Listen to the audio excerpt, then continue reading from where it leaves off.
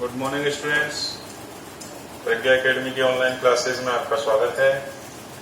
हम पढ़ रहे थे पादपों में पोषण कक्षा 7 के लिए।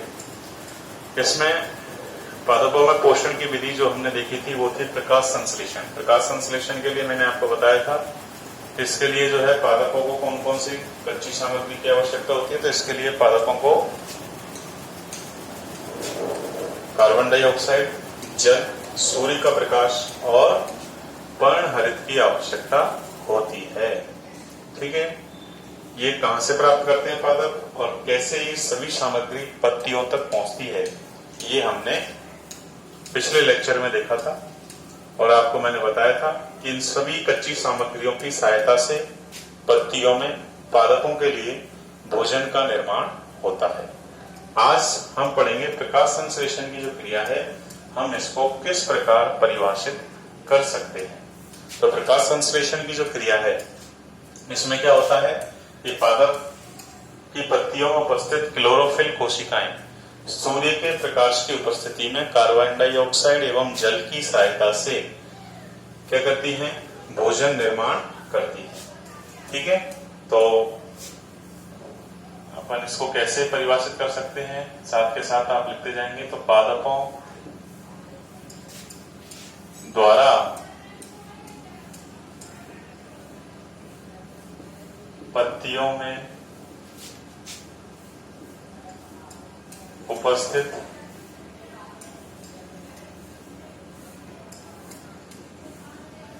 क्लोरोफिल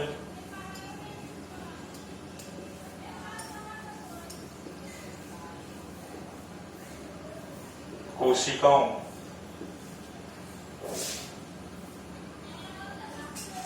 की सहायता से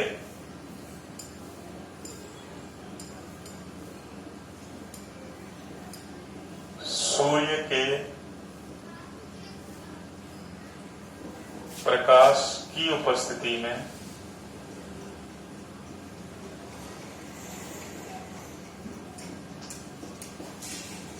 जल एवं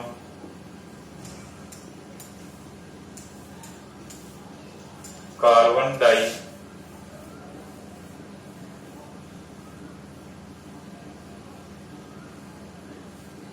ऑक्साइड द्वारा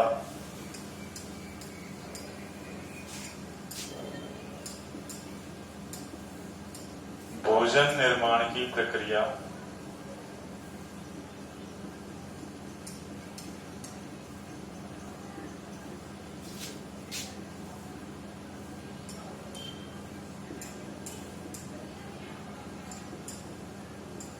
प्रकाश संश्लेषण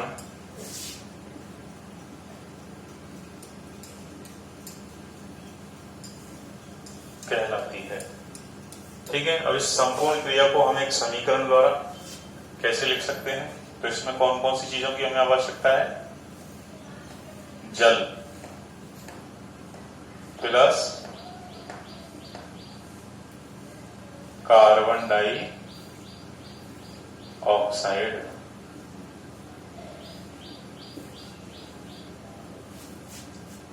ठीक है, किस किस चीज की उपस्थिति में, सूर्य का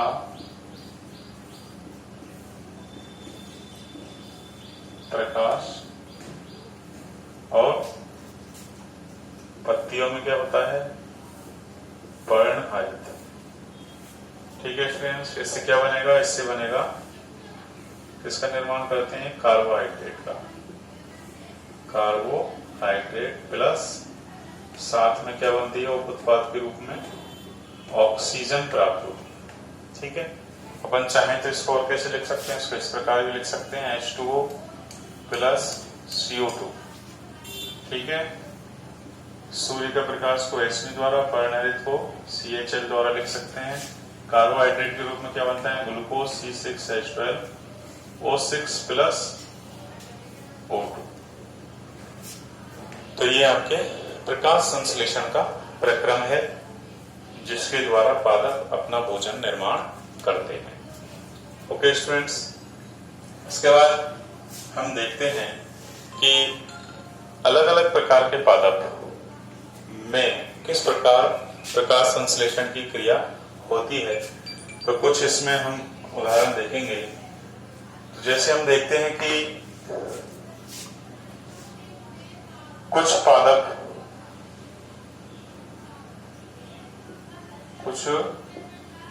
पादपों की पत्तियां रंगीन होती हैं।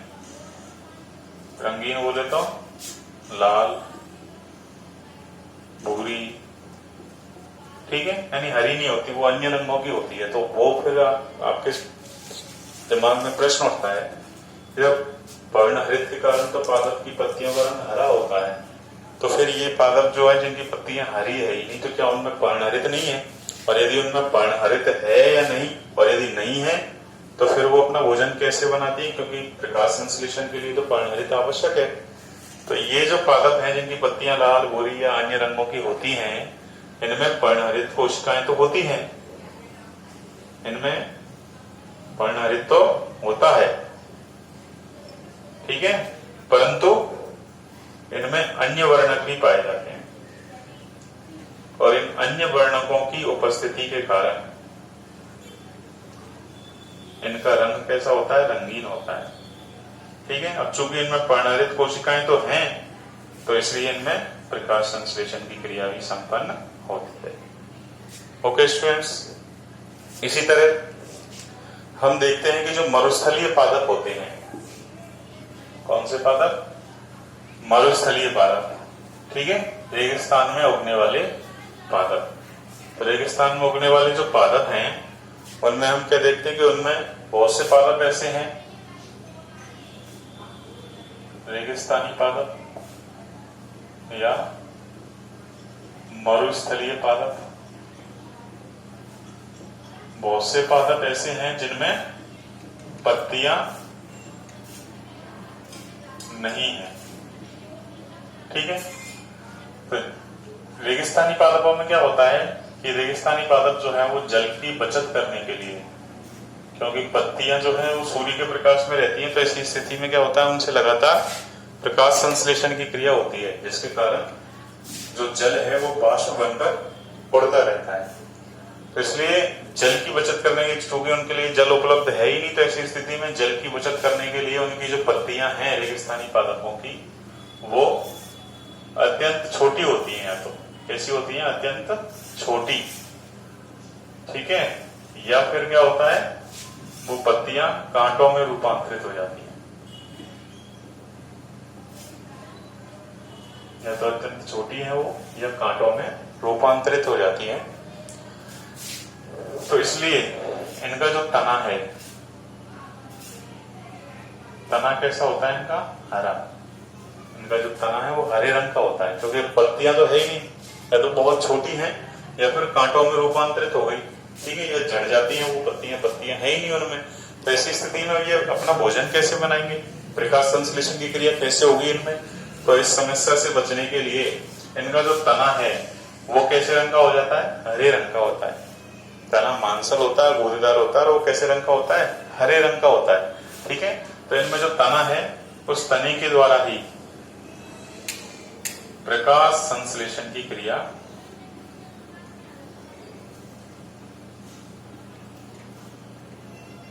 संपन्न होती है, ठीक है। इनमें इसके द्वारा, तने के द्वारा ही प्रकाश संश्लेषण की क्रिया संपन्न होती है। किसमें होती है ये? मरुस्थलीय पादप, रेगिस्तानी पादप जो होते हैं, उनमें जो तना है वो हरा होता है। और तना हरा क्यों होता है? क्योंकि इनकी जो पत्तियां हैं वो अत्यंत छोटी, या फिर कांटों में रूपांतरित हो जाती हैं, या फिर झड़ जाती है, ठीक है। तो इसलिए इनका जो तना है वो हरा होता है, और उस हरे रंग के तने में ही क्लोरोफिल पाया जाता है, ठीक है। और उसी की सहायता से क्या करते हैं? अपना भोजन निर्माण करते हैं। इसी तरह आपने देखा होगा कि जो जल स्रोत होते हैं, जल स्रोत, उन जल स्रोतों के किनारों पर, जल स्रोतों के किनारों पर क्या होता है? एक हरे रंग की परत दिखाई देती है आपको। उस हरे रंग की परत को क्या कहा जाता है? काई कहते हैं अपन सामान्य भाषा में, ठीक है, कवक होती है वो एक प्रकार की, ठीक है। इसमें भी क्या पाया जाता है, पर्णहरित पाया जाता है, और इस पर्णहरित की सहायता से ये अपना भोजन निर्माण करती है। तो इस तरह से अलग अलग प्रकार की जो वनस्पतियां हैं वो अलग अलग तरह से अलग अलग प्रकार की वनस्पतियां जो हैं वो प्रकाश संश्लेषण की क्रिया संपन्न करती हैं और अपने लिए भोजन निर्माण करती हैं, ठीक है स्टूडेंट्स। तो इस तरह से हमने देखा कि पादप जो है वो स्वयपोषी हैं और स्वयपोषी विधि द्वारा यानी प्रकाश संश्लेषण की क्रिया द्वारा पादप अपना भोजन स्वयं तैयार कर सकते हैं।